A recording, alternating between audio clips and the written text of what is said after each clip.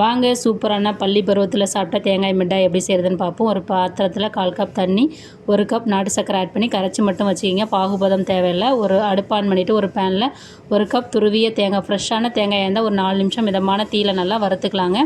Readymade தேங்காய்னா ஒரு 2 நிமிஷம் வறுத்தா போதும். அதில் ஈரத்தன்மை வந்து கம்மியாக இருக்கும். இப்போ நம்ம கரைச்சி வச்சுருக்க வெள்ளை கரைசலை ஆட் பண்ணி நல்லா மிக்ஸ் பண்ணுங்கள். மிக்ஸ் பண்ணிவிட்டு வாசனைக்காக ஏலக்காய் தூள் ஆட் பண்ணுங்கள். 1 ஸ்பூன் நெய் ஆட் பண்ணிவிட்டு மிதமான தீயில ஒரு 2லேருந்து 3 நிமிஷம் நல்லா மிக்ஸ் பண்ணுங்கள். இந்த மாதிரி பதத்துக்கு வரும். இப்போ வந்து நம்ம பைண்டிங்காக 2 ஸ்பூன் அரிசி மாவு, வறுத்த அரிசி மாவு ஆட் பண்ணி நல்லா மிக்ஸ் பண்ணுங்கள்.